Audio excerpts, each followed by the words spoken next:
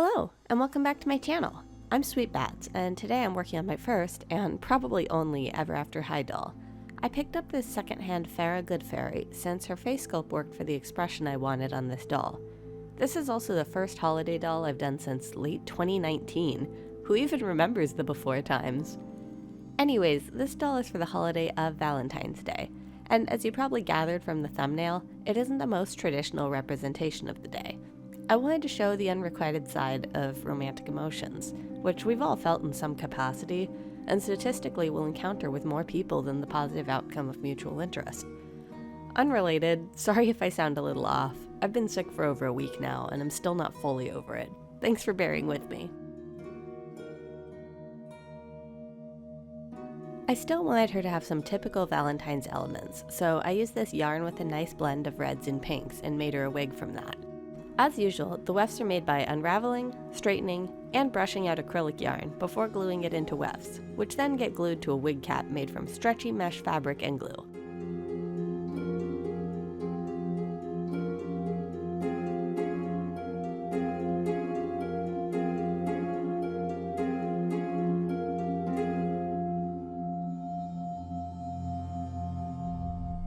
I styled the back to have this cute braided heart design, and off camera, curled and trimmed the hair. I probably should have tried brushing the curls out a bit, but yarn can be so picky sometimes, and I didn't want to risk messing up the curls entirely. I definitely need more hair practice, but I do like how the heart braids turned out. After wiping the factory paint off with acetone, I can prime the face with a few layers of Mr. Super Clear and start sketching out the face up.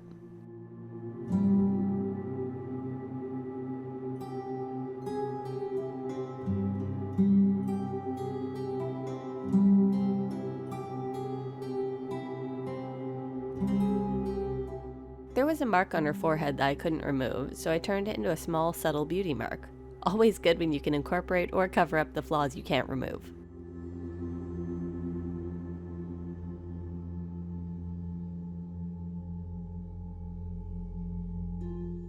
Unfortunately, the first attempt didn't take well, with the whites of the eyes hardly showing up at all, and I ended up wiping everything but the lips and starting over.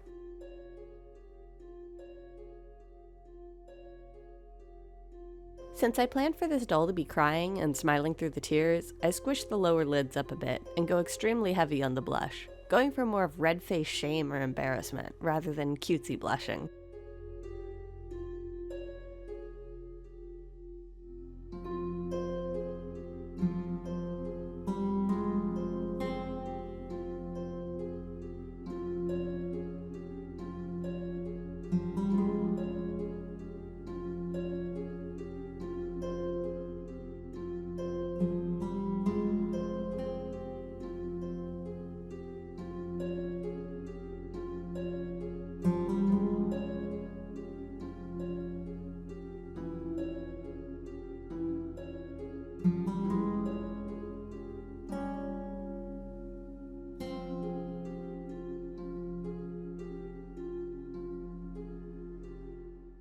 I also gave her hazel eyes, since the red of her face contrasts with the green in her eyes quite nicely.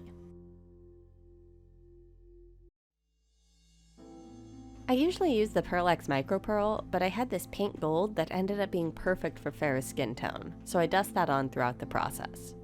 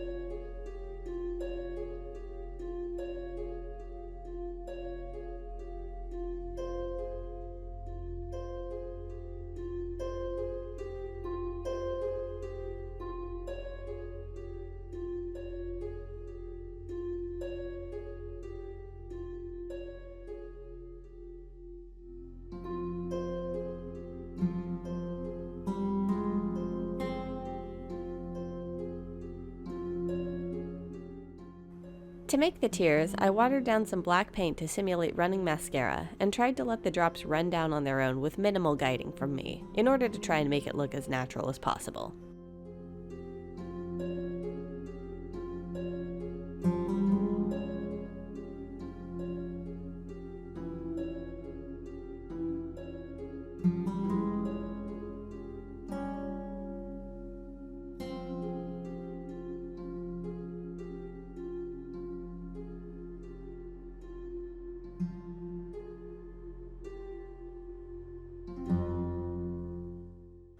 I'll revisit this later once the face-up is done.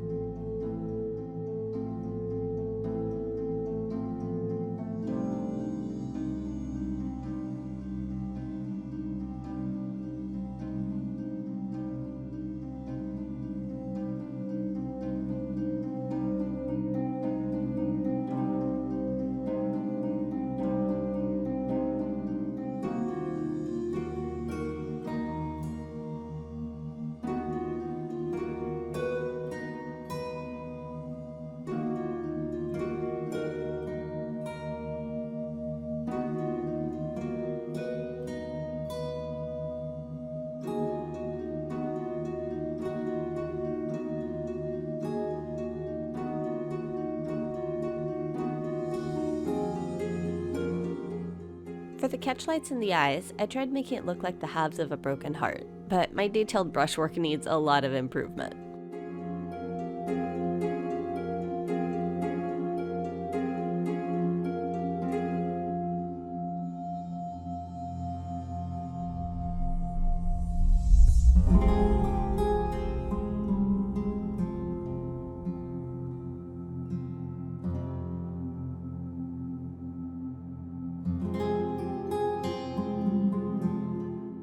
In addition to glossing the lips and eyes, I also go over the mascara trails to give the illusion of tears.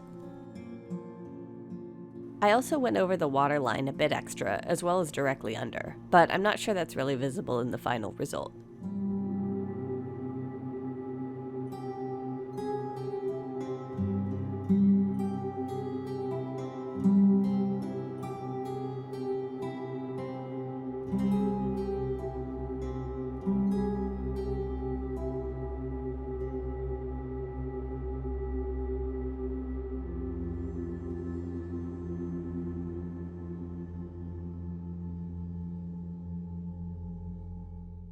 Now that I'm happy with the face, it's time to work on the clothes.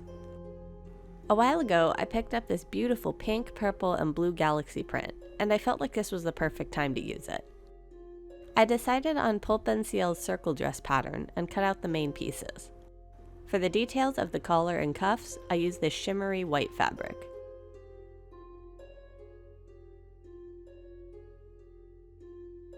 I found a pair of tights from the original Abby Abominable doll, and those seem to be perfect, aside from them not fitting well on the doll. I'm not going to worry too much about it, since the dress will cover it and she's not going to be moved around or posed much. The shoes came from an I Heart Shoes Draculaura, and after priming these with white, I paint them to match the dress using colors mixed with an iridescent medium.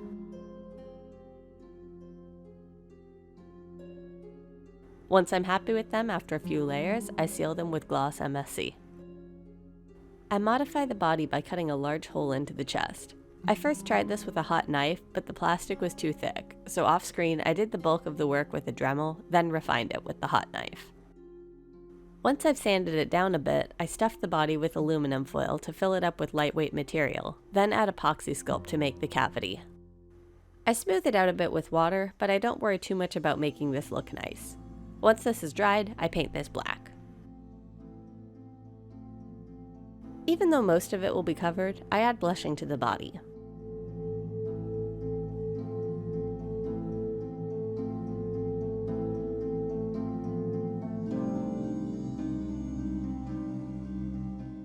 Then I add red paint to the chest for the blood. I start with a brighter red, then mix in a darker red later.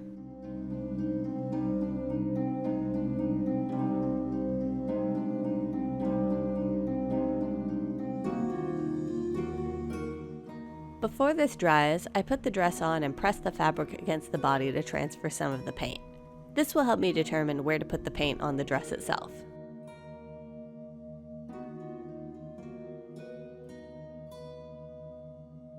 After touching this up again, I gloss it to give it a wet effect. Later I end up going over this with a clear UV polish to make it more resilient, as the gloss got fabric imprints on it. I made a barely anatomically correct heart and paint this red, as well as the hands.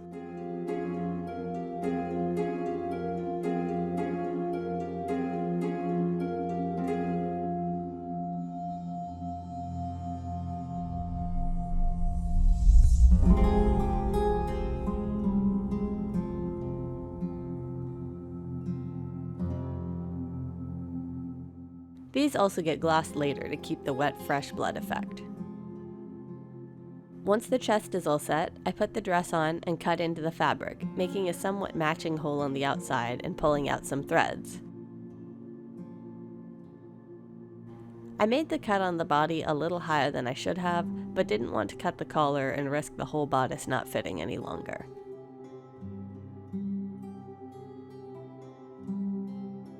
Once I'm happy with the cuts, I use fray check to keep this from unraveling further and paint red onto the outside of the dress.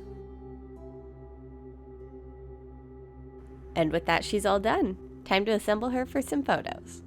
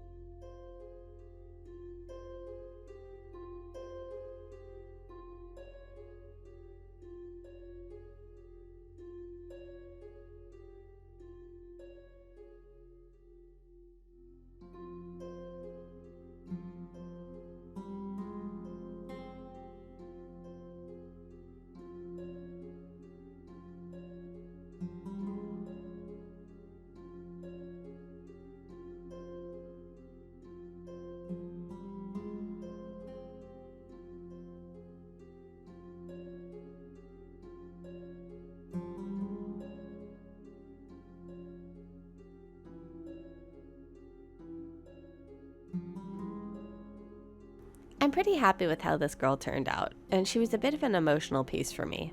She's a literal representation of the pain and mixed emotions that come with offering your heart to someone and making yourself so vulnerable, only for this to not be reciprocated, leaving you with only a forced smile that barely masks the hurt felt by rejection. It's certainly not the most cheerful piece I've done, but it surprisingly felt nice to use art to express these kinds of emotions, especially since I tend to bottle things up for far too long. That being said, I have some more positive videos on the way, and with a quicker turnaround time than you've come to expect from the channel. Keep your eyes peeled for 3 videos in March. If you have a loved one you celebrate it with, have a happy Valentine's Day. And for the rest of us, look out for discounted chocolates tomorrow and treat yourself. Thank you all for your continued support, with a special shout out to my patrons, Bear and Han, and I look forward to seeing you next time. Take care.